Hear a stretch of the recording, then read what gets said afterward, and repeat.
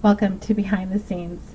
Today's guest is this effervescent, amazing man who just recently came within my universe, and I have to say I'm so very glad that he did. He is so fun and so engaging and just a wonderful human being. So I've been super excited about sharing his story with you all. I am excited to see his career take off. He's new to the industry, and I know he's going to do amazing, amazing things. Smart, intelligent, creative, dramatic. He's all of those things and much more. So I am super excited to introduce Blaine Porter to you all, and welcome to the show. Hello there. Hi! Welcome. How are you doing? I'm great. Welcome to the show. I'm so glad you could sit down and join me today. Oh, me too. I'm so honored. Well, you know what? The feeling is totally mutual. And I'm looking forward to sharing you with everybody else and your fans, getting the chance to get to know you better and just spending some really great time getting to know the inner you. So I am so excited about this. I'm so excited about this.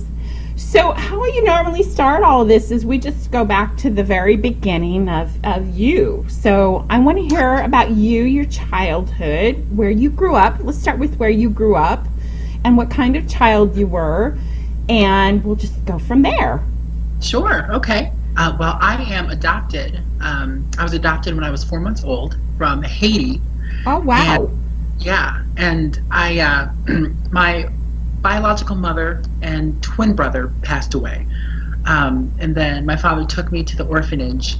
And then 4 months later, I was adopted to a young American couple. And I grew up in Midland, Michigan, along with my adopted brother and then two younger adopted sisters. And it was a pretty idyllic childhood. My siblings and I kind of got along, sort of.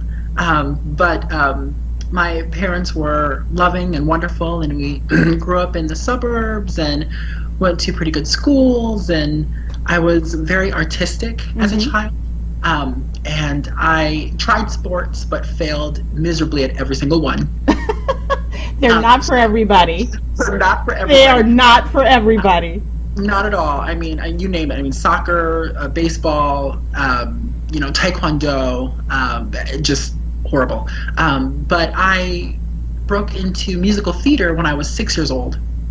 And so I grew up in musical theater. I grew up singing in different choirs and toured around the country and around Europe singing. Oh, wow. So this was my passion, was music and art. But growing up was interesting because I was raised in a pretty conservative Christian home, and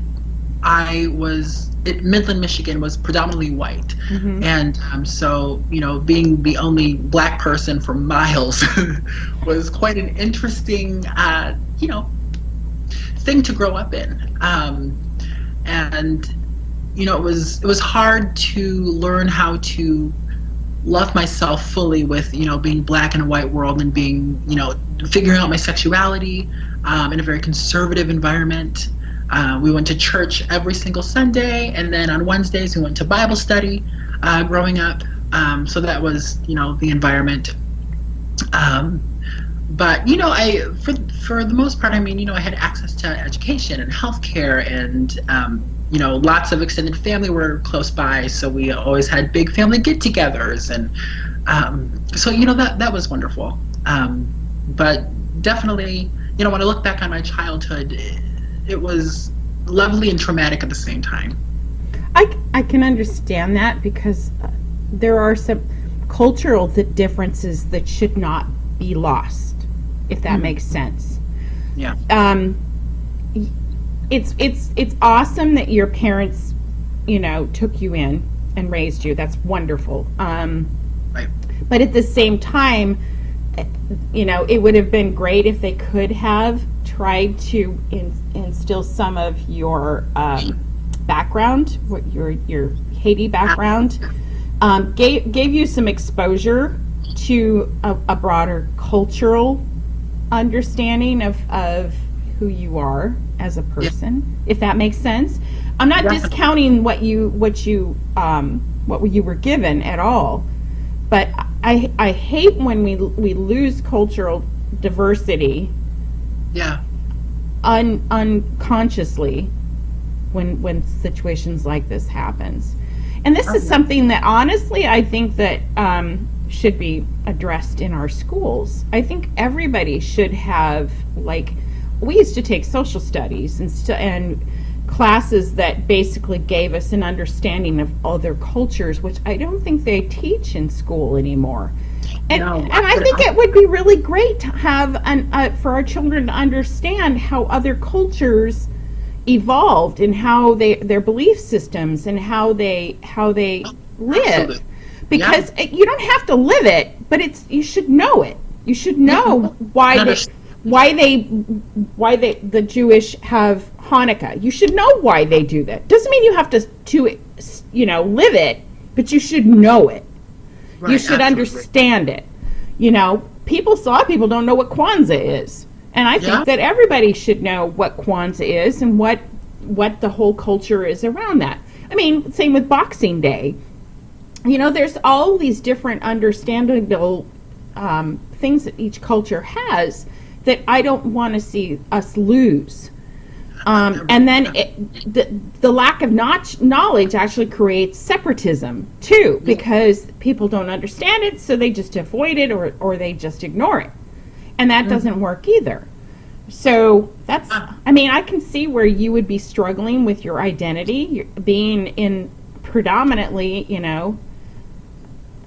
a chocolate in a white chocolate bowl. I mean, come on, that's basically, it is what it is, Oh, yeah. I don't mean to downplay, any of that, but you get where I'm going with this. Absolutely. Absolutely. So, and then throw in the narrative that now you're not only black, but you're also gay in a Right. culture that is so religious that you had to go to Sunday school. And I'm pretty sure the doctrine kept telling you that being gay was wrong too. Oh, yeah. So now you're gay, black, in a white environment, and so I commend how well you have turned out sitting in a vacuum cleaner with white people.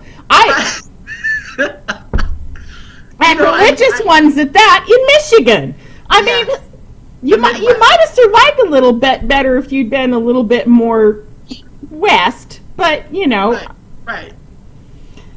that's huge. That's huge. It was huge, and I've been out of my parents' house for 5.5 years now, since I moved out, and it's been such a journey of evolving and discovery, and really learning how to view the world through a black consciousness, because I was raised to view the world through a white consciousness, and as a black person, understanding that it just would not work.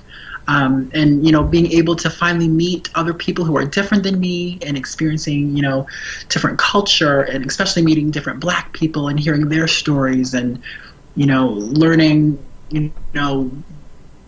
how to be black in whatever situation, in whatever experience. It's been quite eye-opening, and very thankful for this journey. It's been painful, but it's been necessary. Well, I'm pretty sure that that's part of the life lesson that you're here to learn, is how to rise above the challenges that you were given. And I think you've done a commendable job. I don't understand how you took yourself from all the way up north to clear down to the south, because that's a huge leap too, because now you're dealing with a whole new set of issues and bigotries. And I'm like, okay, this boy is seriously going on this adventure, coming out a warrior, because not only did you take yourself out of white land, you just dropped yourself in the middle of a hodgepodge of a whole different set of issues. Yes. Yeah. I know. I wouldn't survive down there. I'm too mouthy. But I could totally get behind that, isn't that special? Or what was it that the white ladies say about, when they're putting you down, but they're being nice about it? I can't remember. It's hilarious. Bless your heart. Is that what Bless your heart. Yes, I could totally bring myself to be doing that. But I'd be doing it so much, people would just be going like, she needs to go back north and send her home. Yeah. At least Atlanta, the city of Atlanta is bigger and it's more diverse. So I'm really, fortunate to be here because I did live in Nashville for 3 years before this, and that was a totally different world. Yeah, I had moved originally. I swear you got a sign on your shirt that says "Throw all this shit at me." All of it, just all of it. I'm gonna take all of it. Right. Oh my god! I'd originally moved for music. Okay. All right. I'll buy that. I'll buy that one. I will buy that. That one makes that makes sense. That makes sense. Yeah. Nashville makes sense. I'm not too sure about the Georgia thing, but if you're happy, I'm cool with that. I'm totally cool with that. Because I do have friends that live in very southern states that are not as forgiving, and I keep praying and hoping that they'll move out. But at the same time, nothing's going to change if we keep giving in to the hate and moving away from it. Sometimes you have to stand your ground and put your feet in the sand and say, I'm done. I'm not moving. I'm not moving. That's true. You don't like me, go somewhere else. So I get that. I'm just that protective lady that just like, I'm just going to take everybody in and make sure that everybody's happy and nobody's, So I struggle with people who throw hate at others. It just drives me crazy. I do too. So how was school? I mean, you talked about home and church. How was school itself? Was that easier? Did people know you were gay? They just didn't know until you finally... I mean, when did you choose to come out? I assume it was after you ran away from home. Yeah, it was right before. Oh! Hey, hi, Mom. Hi, Dad. I'm leaving. By the way... Oh, yeah. It was... Whew. So, yeah, I went to a Christian kindergarten where my mom's my teacher. So, at that point, you're young, you don't know a whole lot. But I did know probably around age 5 or age 6 that I was somehow different. Okay. But at that age, I didn't know that it was gay. It was probably around 9 or 10 that I realized that I was gay. And then, came all of the horrible thoughts that went along with that. Of course. And then I went to public school in 1st and 2nd grade and then was homeschooled 3rd through 7th. So that was interesting. So it was, all of the family together 24/7. And we did homeschool co-ops where we met with other religious families doing different curricula. Yeah, it was a whole thing. You sure you weren't in a cult? Right. Just saying. Right. So through that, through those years, because it was homeschooled, I believe that in some ways, I think I was saved from a lot of the ridicule that I probably would have gotten had I gone to public school. But then in 8th grade, my parents decided to put me in public school. So that was culture shock. Oh my God. So, which, 8th grade, middle school is just like the worst time. So, well, it's like if you're going to commit to a certain way of program, you need to stick with it because you can't shift people around like that and expect them to adapt well. Go on. I'm sorry. I'm jumping on my protective mom's thing. So, eighth grade was tough because not only was I dealing with, being, I had my brother, but, us being the only black people in just a sea of white and understanding what that was like and, going through the school curriculum and it was very whitewashed and they would talk about slavery and everyone would look at me and so that was... you had a first-hand knowledge. Right. I guess it was there. So, but then also, understanding that, I was gay, I was trying to, suppress it and hide it. And, everyone around me pretty much knew that I was gay or, would ask me if I was gay. And, I would say, no, I'm not. And you know, I had some people who were bullying me, and then later come to find out that they were actually gay themselves. Understanding that they had their own and internal. Actually, some of the worst bullies are gay Yeah. people who are fighting it badly.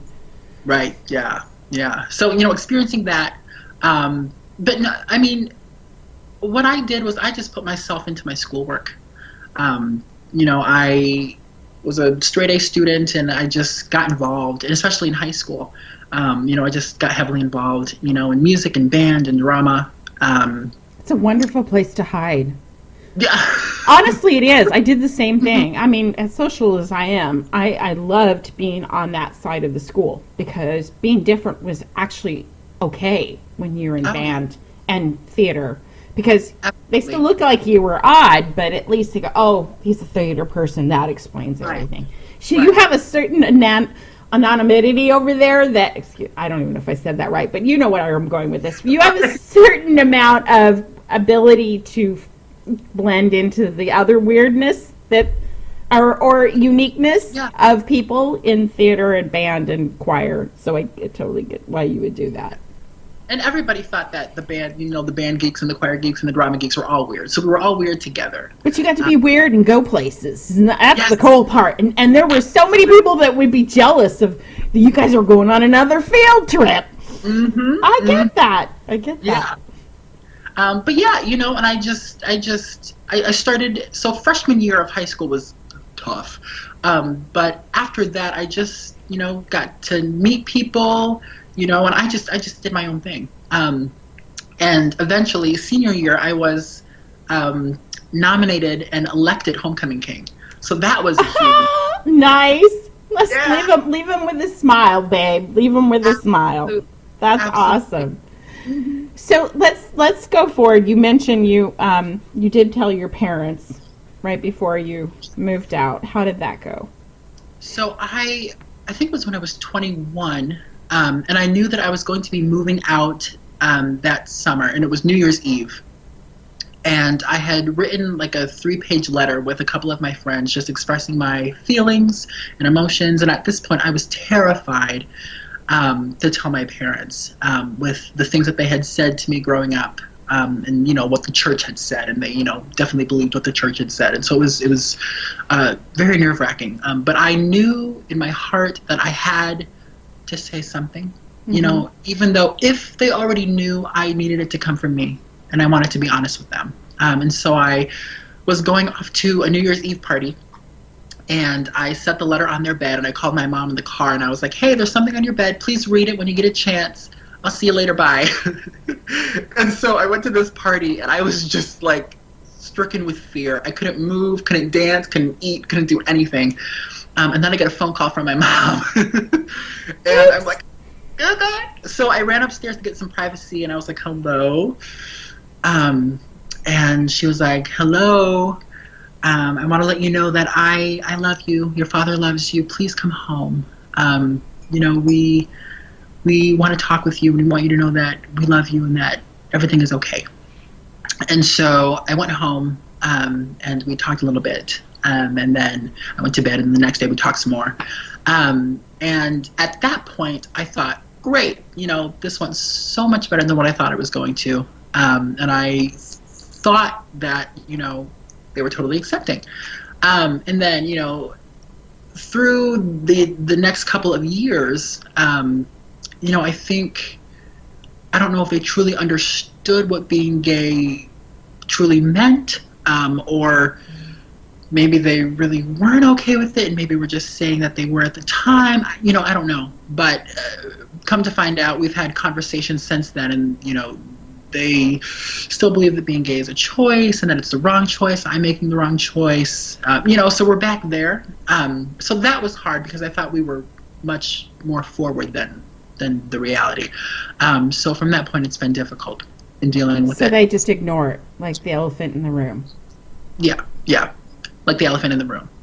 But you still talk. You're still involved. They just don't want to acknowledge your life choice. Right. And it's so weird because it's a weird relationship. Like, we are very close, But whenever it comes to either talking about relationships or my love life, or we just What are they don't. going to do when you finally decide to get married? I don't know. I mean, I would hope that they would come to the wedding, but I'm gonna choose me. You have to. You Yeah. can't live their life. You cannot Right. live their life. And I don't get parents. I mean, love is unconditional. When you choose to especially in the situation where they made a conscious decision to adopt you. That's conscious. It's a lot different than, uh-oh, I got pregnant. It's a big difference. They Right. consciously decided to make the decision to adopt, which is, a very solid decision. And Yeah. with that obligation, because my parenthood is it comes with obligatory things. And one of those is you've made the choice to accept another human being and raise them and accept them unconditionally, because they're not going to ever turn out exactly the way that you want them to, because they have their own personality and their own life to live. You can only instill the good things and make them and understand, how to be a good human being. The rest is up to them. Yeah. How they take the education that you give them is then up to them how they're going to place them in their own life. Right. And I just don't understand this choice thing. I mean, I choose to buy a loaf of bread all the time. I choose to buy certain kinds of apples because they taste better. Right. I didn't choose to be straight. Right. It's what I am. So I don't understand why they can't make that same connection of, there are certain things that come, that the way the brain fires and the attraction thing. I attracted to certain type of people and not to others. Again, it's part of that whole choosing thing. At the same time, it's not a choice, because this is just how I'm wired. Yeah. So I get that. So I don't understand why people don't understand it. Why they can't understand that the wiring is there. There's nothing wrong with the wiring. It's just that the wiring is different from my wiring. And that's okay. Because, that's what makes us all special, unique. Absolutely. Is that we are all different. We all have different things we are attracted to, or I don't like liver, but I know people who do, and I don't stop talking to them because they love liver. It doesn't make any sense why someone can turn off that switch because somebody has a different belief system or different than I do. I can't fathom it. That's I don't get a lot of things. So now that I guess I don't either. But I always think, what a more rich existence you will have if you allow different into your life. You don't have to understand it to accept it. That's Right. the thing that I always say. You don't have to understand something to accept it about someone. You just have to accept it. Period. Right. The rest of it's really none of your business. Mm-hmm. Yeah. Yeah. Truly, it's not. So, now that you've come out and you've moved on and you're rediscovering your other part of your life, I have to ask, how did you make the leap from learning who you are to wanting to get into porn? Because Yes. I am assuming this is another step in that whole, warriors thing that you're... Oh, absolutely. You didn't have enough on your plate. Now you want to take on the stigma, and we both know that there is a stigma to being in porn, which I, again, don't understand why people can't just accept that, it is a job. And it is a choice to work, and it's work. It's not that you're, a nymphomaniac or that you're, sex crazed. There's a purpose behind why you chose this line of work. Absolutely. So please share with the class. Yeah. So, class. The class. So, going back, growing up in an environment where I was told, sex was wrong, sex was bad, don't have sex. Only when you're married and married to a woman can you have sex. And I knew from a young age, well, I'm gay, so I'm just like never going to have sex. I'm never going to be able to experience that. And I'm the type of person where you tell me not to do something, I want to do it. So I was, in my parents' eyes, I was a good kid. And I didn't do anything until I was 21, and that's when I had my very first kiss. And after that, and then I moved out, and then I started exploring, having sex and exploring that and what that felt like, and just loved connection with other men. And from that, my sexual being grew, and I was just very interested in connection and, learning about sex and talking about sex and, understanding and talking about STD and HIV treatment and prevention and awareness with other people, and just learning, just the education of it. And so from that, I started. I had a dance background, so I started doing stripping at independent parties, and I loved it. And then from there, I had a couple people who introduced me to posing for different like art classes and college classes in studios. Just nude, and they, paint or sculpt or draw, and I just felt so comfortable, and I just loved being in my birthday suit and just loved it. You have a little bit of a voyeuristic streak. Yes, and so from then, I want to say probably age 12 or 13, I started watching porn. Secretly at that point. But I always was interested in watching it and learning about it. And so, flash forward to, 21, 22, I was like, this is something that really interests me. And even though I knew the stigma and, the shame that's put on, porn and sex workers, deep down, I felt that it was a calling for me. Along with my, music and acting, sex work was right along with that. And so I wanted to venture down this journey, even with all the noise. I wanted to do this for myself. And also I felt that when I stepped onto my first set, I felt that I was reclaiming back my sexuality that had been stripped from me all those years before. So it was super empowering and important for me. And I've just grown so much and have loved it ever since. And my first porn was in April, I believe. My first scene I shot. Oh wow! And so from that point, it's just been wonderful. I just loved it. So how was your first day on set? Was it what you thought it would be? Yeah, I didn't have any necessarily expectations of like the type of people or persons that I was going to connect with. I just, said to myself, you know what, I'm just going to let go. I'm going to let whatever happen, and just go in there with a positive attitude, a collaborative spirit, and just let the chips fall where they may. And my first scene partner, I believe also lives here in Atlanta. And we met and hit it off, and I love people, so I love getting to know people and talking with them, and then we had a great sexual connection as well. And I thought I was going to be nervous, but I was not nervous at all. I felt so confident and so comfortable, and just had a great time. And I was like, okay, well this is something that I can definitely do. Nice. It helps to have some time to get to know your scene partner a little beforehand, so you can build a rapport with them. So that's awesome. That's great. Yeah. And it does help to be attracted to your scene partner. Yes, that does.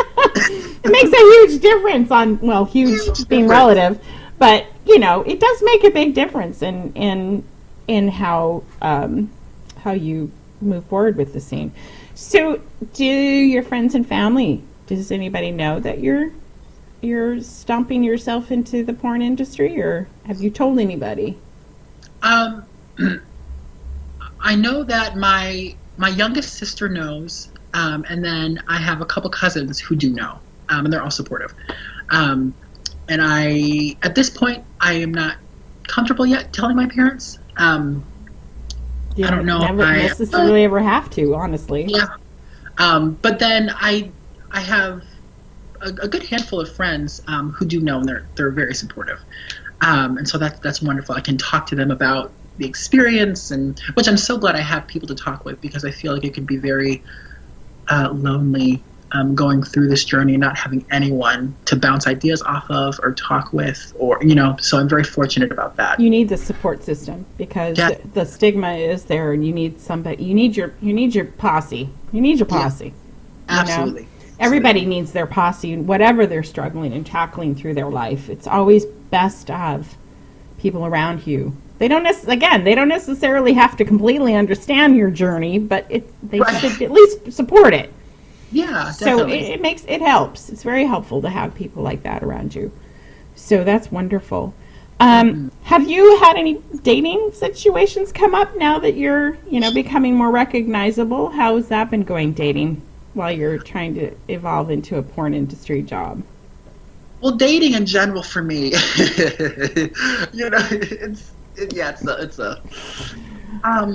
but I mean, since I've been in Atlanta, because I've been here for about almost a year and a half now,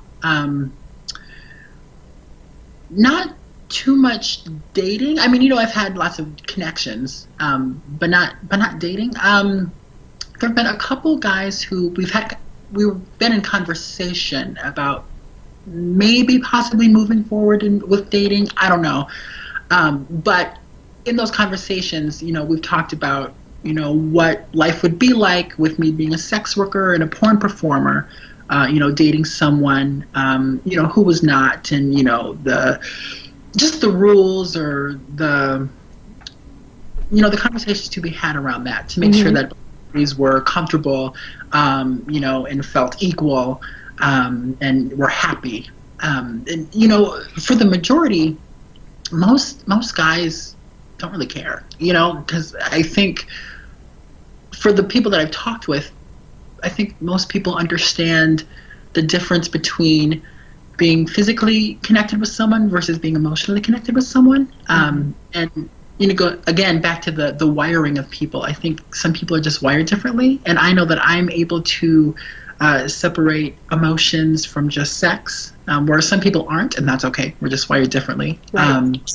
But there have been guys who I've talked with who said that they were uncomfortable with that, dating somebody who was a sex worker. But so it's just I want to find someone who is comfortable with that, because I want to continue on this journey, and I want to date someone who supports that, supports my vision. Well, good, and I hope you find that. I hope you do. And thank you. There might be a few frogs between now and then, but that's okay. Sometimes frogs can be fun. Oh, yeah. Awesome. At least for the short term. Absolutely. Just don't catch any, toad bait, Just... Right. Absolutely. Yeah. So tell me something about yourself that maybe others may not know. Some hidden skills, some hidden talent, something about you that you're willing to share that maybe people may not know about you. Just like in general, or like a sexual talent? Or... No, I don't want to know about sexual talent. There will be enough people in the industry that ask you all the sex questions. I already know you're really good at what you do. Otherwise, you wouldn't be doing what you're doing. So how many times can you say "do" in one sentence? I'm just testing that. So that being said, let's find something that you do that isn't done on screen. A hidden talent. Well,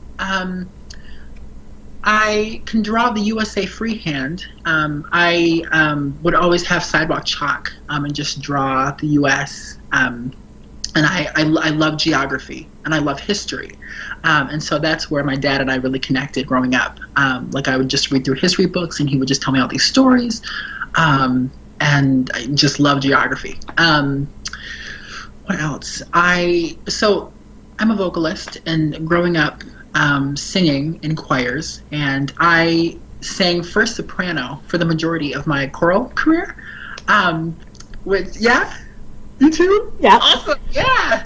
Yeah. And so that was, always interesting. Like I would, show up for the audition, or I would, go to a first rehearsal, and I would sit in the soprano section, and everyone would just be like, like why are you over there? Right. And then, I would open my mouth to sing, and they'd be like, oh, okay. Okay, we now know. Right. Don't judge a book by a cover. Oh my God.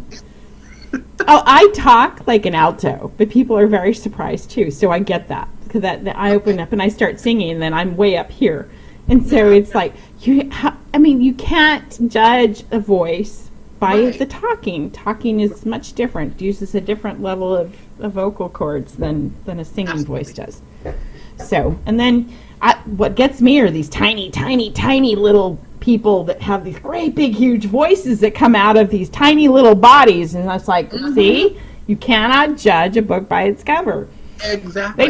They're all diaphragm is basically what they are. So right. From here to here. That's right. Big lungs and big diaphragm and little body. Right. So what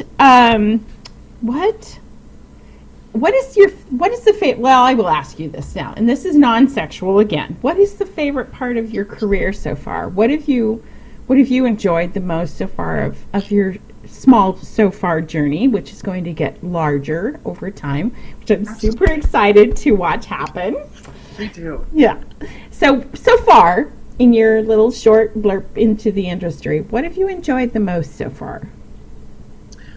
I think I've enjoyed seeing people, other performers, just celebrate sex and celebrate, sexual connection in a way that was so foreign to me as a child. To me, just seeing people just celebrating, the physical connection and understanding that it can also be a spiritual connection, with, connecting with different humans, has been just very cathartic for me, and healing in a way.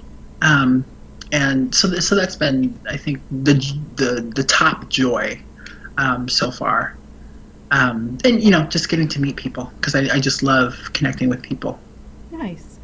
So what do you do for fun? What do you do to entertain yourself when you're not working your job to support your up-and-coming porn career? So what do you do in between all the, getting into porn and your regular job? What do you do for fun? So I love, being an actor. I love film and television. So I watch a lot of Netflix and Hulu. Okay. Yes. What's your favorite genre? Oh, probably drama. Okay. I like to cry.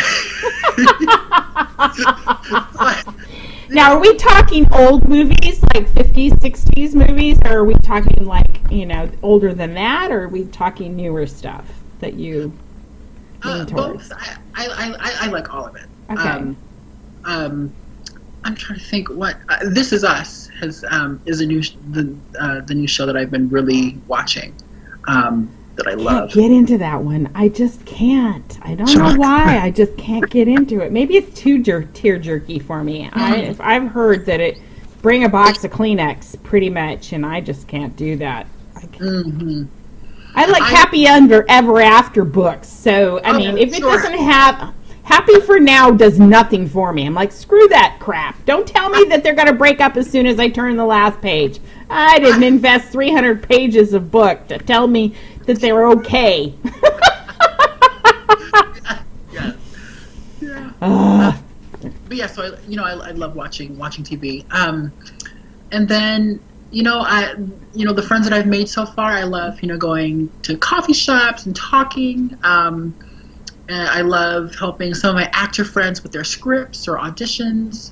Like I'll help them, record their self-tapes, or we'll, write together. We'll write scripts together, which I love writing. Ooh, and then, you do, huh?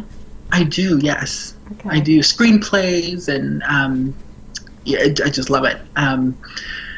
And what else do I do on my free time? It's pretty low key.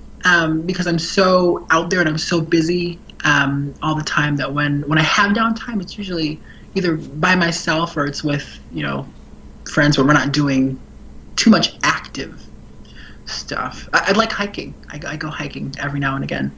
Enjoy that. Mm-hmm. You have fun with that. Thank you. I hiked to the coffee pot. Right. Yeah. Just nature and just like being out in the sun and the fresh air, and it's my thinking place. Good. Okay, so some fun questions. So, Sure. Because I want to test your knowledge of fun stuff. So, we're gonna do a little bit of all over the place. So, I'm gonna start with the fun stuff. Superman or Thor? Superman. Okay. Spider-Man or Batman? Spider-Man. Okay. Green Hornet or Captain America? Oh, Captain America. Okay. I was going to say, I had my faith in you that you were going to pick the right answer. So now I want to ask you, if you had a superpower, what would it be? What would you want it to be? Oh. I'd like to control the weather. Really? It's like, Yeah. So like Storm? You want to be like Storm? I can totally see you dressed as Storm. That would be cool. Yeah. Just because, the weather down here has been so crazy. It was like 70 and then it was like 30 all in one day. And I want more sun because it's been quite rainy and gray. Like I would like You guys have more sun than we do, so True. Gonna say, you might want to quit your complaining.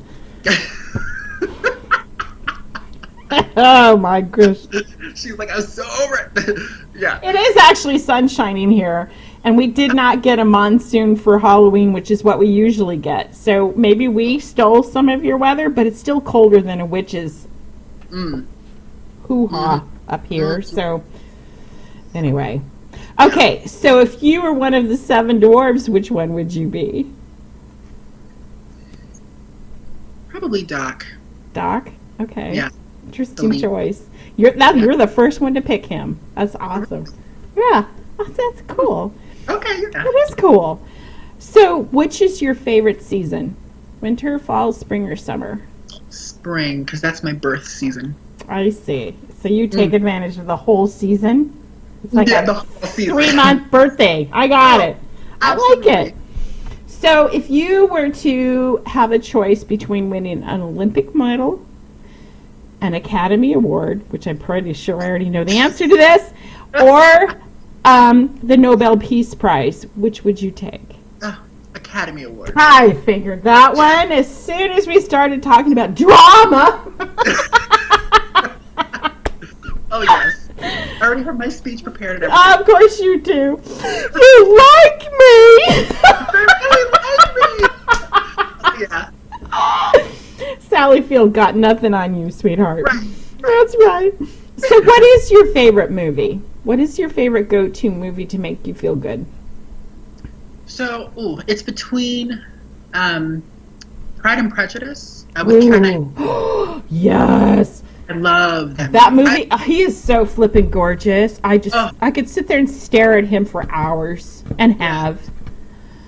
How the hell she walked away from him, I don't know. But Right. I'm like, girl. Pride and Prejudice and stupid. I do love the movie, but I mean, it's like, why do we have to wait till the good part, till the very... I understand Jane Austen. She was a single woman. She didn't know what she was missing, so I can understand why she left out the good parts. But oh my God. But yeah, love Pride and Prejudice. Oh, yes. Or The Help. I love I that haven't movie. seen that one yet. I haven't Okay, seen that. yeah. I need to. It's been on my list. I just never sat down and watched it. So, let's see. If I was going to choose between that and Burlesque, I'll watch Burlesque. Oh, Burlesque, yeah. That's a good one. Oh, yeah. That's Christine Aguilera, I just sit there and I'm like, good God, that voice. Mm-hmm. Another one of those tiny bodies, big voice. Yeah, big voice, yeah. Yes. So, awesome. Good choices. I like those. Yeah. And I will have to sit down and watch The Help, and then we can chit-chat about it after I Yeah, definitely. actually sat down and watched it. So, what do you like most about yourself? Ooh. Honestly, be honest. I don't. This is Sure. not self gratification. This is what do you truly like about yourself? That's a good question. You know, I like that I seem to be able to get along with pretty much everyone. And I like that because I love people so much, and so to have a personality that I'm able to, connect with many different kinds of people, I really like that about myself. Are you my spirit animal? I swear to God. Oh my God, we're like twins Yeah. from a different mother. Oh my God, I know. We're going to just be so much drama together. So, it's so cool. So, what kind of music do you like to listen to? What's your go-to music? What gets your hips moving? What makes you, what do you turn on when you're cleaning house? Let's go with that one. How's that? Well, on my phone I have Bruno Mars. Mm. I have Adele, Beyonce, Taylor Swift, Katy Perry, Maroon 5. Oh. I'm trying to think what else. And a lot of musical theater. Okay. Musical theater songs. So if you had to pick old school, what old school songs do you like? I mean, let's go way back. I love a lot of Carole King.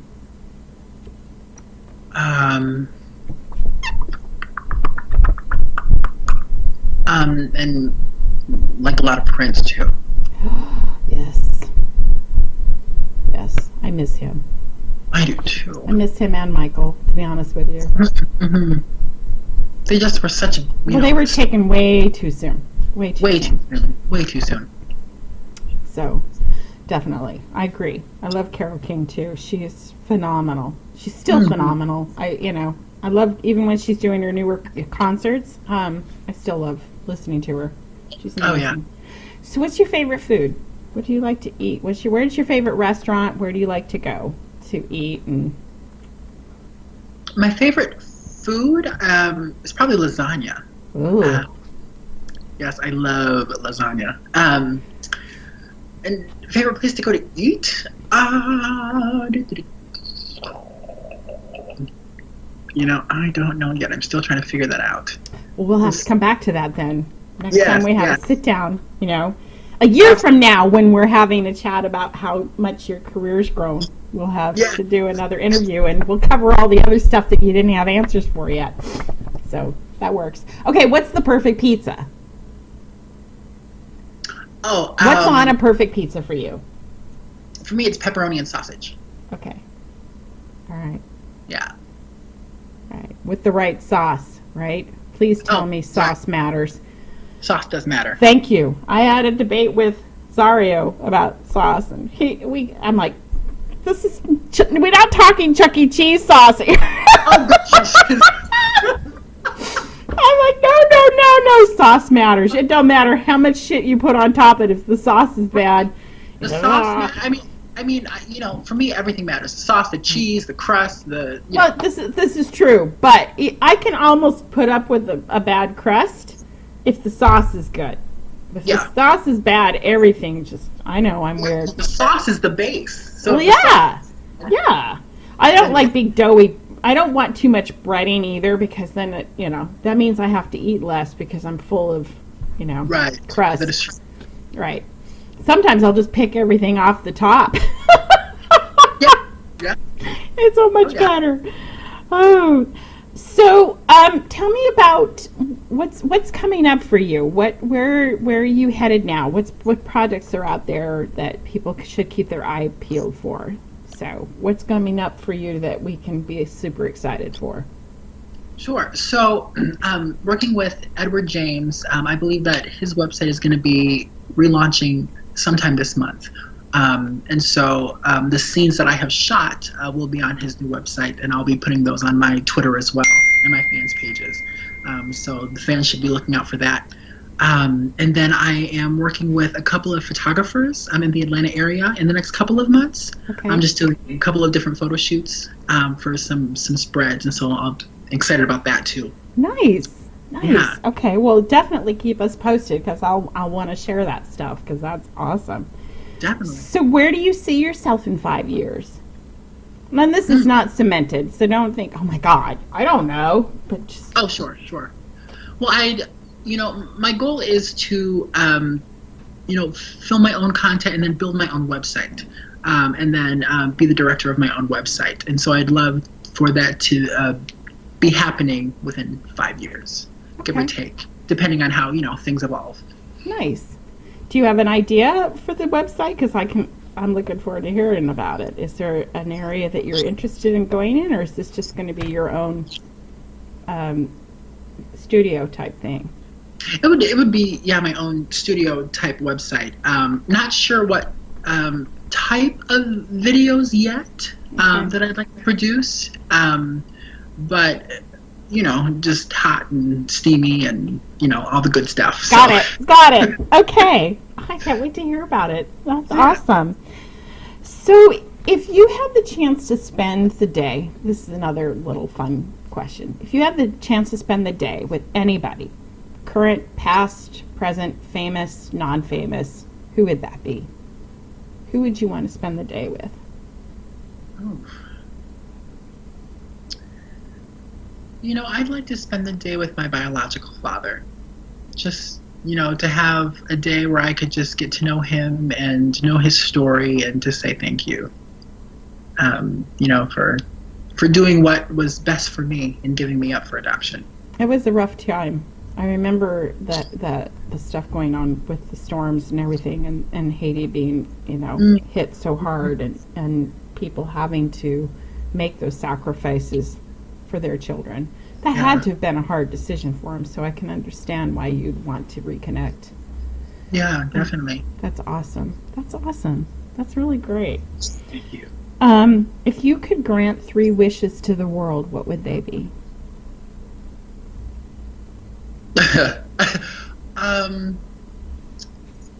World peace. Okay. Every time I hear world peace, I think of, I just think of, beauty pageants. I don't know. It's funny, but it really is a wonderful thing to say, but I do. I think of beauty pageants.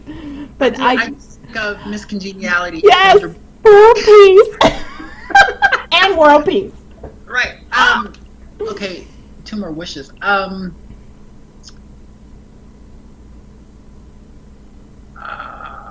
Everybody has enough food, whatever that means. Okay. For each specific individual. And that everybody can find the love that they want. Nice choices. I like them. I do. Thank you. They're It awesome. might have been a little cheesy, but No, I think they're perfect. Because they all play on each other. So that's awesome. So, do you have any advice for someone that might be breaking into the industry that you've come across so far that you would like to share your little bit of knowledge about? Oh gosh.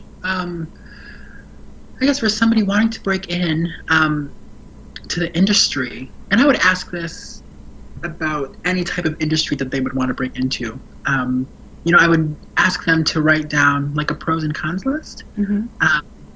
And that's what I did. And just to kind of figure out, the reasons why I would want to step into the industry.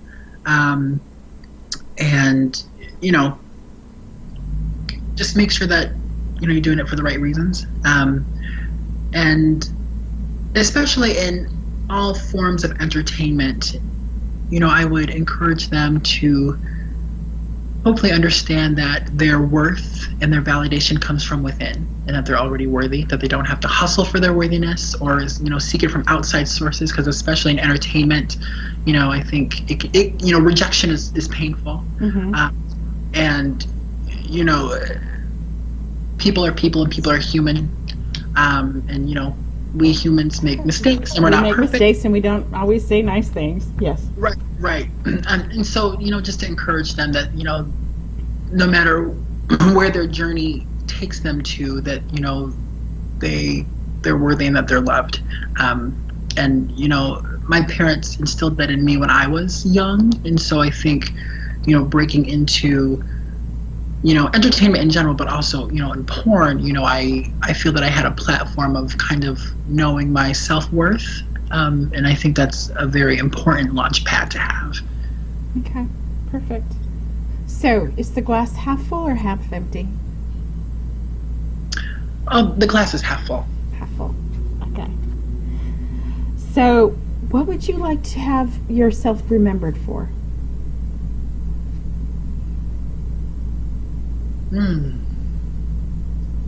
Oh gosh. I would like to be remembered for being a listening ear for people. Just being, a shoulder to cry on, just someone who was there for others when they needed it. Okay. So if you were to write an autobiography about yourself, what would it be called?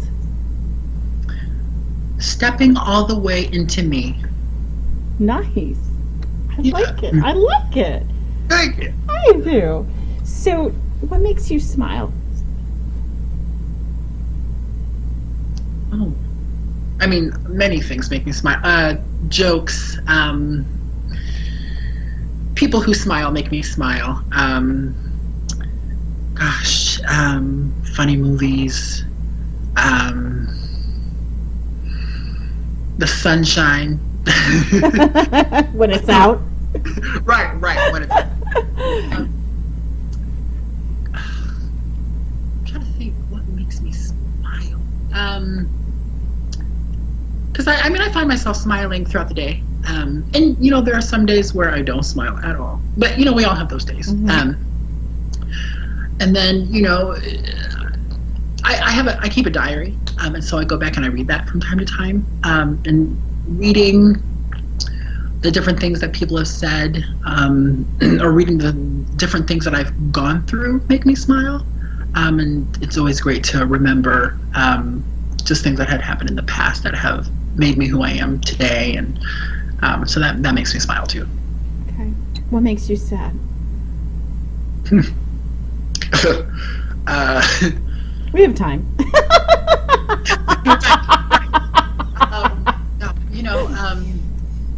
People who are not kind. People who try to take advantage of me. People who judge a book by its cover. Weather can make me sad. If it's consistently like rainy for like a week and a half, because I have like that seasonal. Oh, you're one of the light people. Mm-hmm. Uh-huh. Okay. So that definitely affects my mood. And especially being in entertainment, rejection is painful. It doesn't necessarily make me sad. What makes me sad are people who will judge a book by a cover and then not give me an opportunity to showcase what I can do or my talent. And that's been difficult, especially in acting and musical theater, especially when it comes to roles. Being dark-skinned, the opportunity is different. Unfortunately, yes. Yeah. So, but we all have a different journey to live, and I'm on mine, and I'm very fortunate. What do you do with your fears? Well, I'm a talker, so when I have a fear or when I need to think through something, I always call someone up and I talk through it, and that's how I process. That always calms me down, and then I get to a place where I can take a deep breath, and I write down my thoughts too. That helps, and that always just gives me a starting ground. Mm-hmm.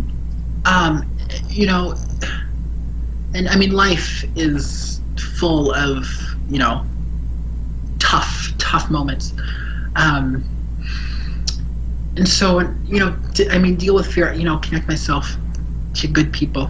I connect myself and surround myself with people who lift me up. And I, just go back to the truth and remember who I am, and that I'm loved, and that always helps ground me. and keeping me from going off the deep end. Always important. Yes.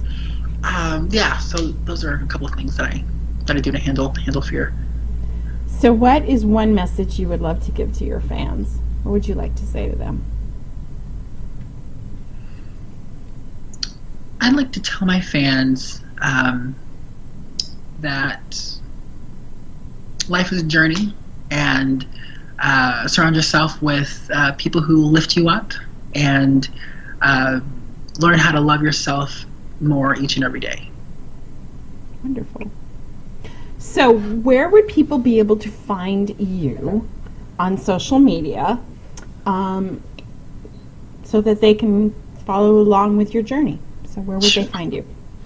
So I'm on Twitter. Okay. Blaine Porter, and then XXX is my handle. And then I'm also on Instagram. And my handle is blaine.porter. Then I'm on Snapchat, which is Blaine-Porter. And then I'm on Just for Fans and OnlyFans, and all of those links are in my Twitter that they can find. And then I will let all my fans know once my website is up and running. Perfect. Awesome. Well, I want to thank you for sitting down with me and spending this hour getting to know you so much better. And I truly feel like we have gotten to know you so much better. And I am super excited for watching your career just blossom and take off even more so than it already has. So I'm super excited to watch where you take this journey, and I have no doubt in my mind that you are going to make a complete success of it. Not even a little bit of a doubt. So, well, thank you so much for sitting down with me. And it's been I love when I find fresh new talent, and I feel like, okay, I get to be there at the very beginning and go along with the journey. I mean, not that I don't mind. I love talking to people who've been into the industry for a few years and for a very long time, but it's always fun to get the new ones, and then it gives me an opportunity later to come back and sit down when you're more seasoned and get a new fresh perspective on where you are in the future. So I'm looking forward to that too, because that's going to be so much fun. It's going to be great. Yeah. Oh yeah, definitely. So I, again, thank you very much for spending the time with us and sharing a glimpse as to who you are. And I'm, again, very excited to see what you do with your career. Thank you so much. You're very welcome. Thank you for joining me for another episode of Behind the Scenes. Remember, smile and laugh every day. Hug someone you love, be it 2 or 4-legged, and remember, you are special. Thanks again for joining the show. I'll see you next time. Bye-bye.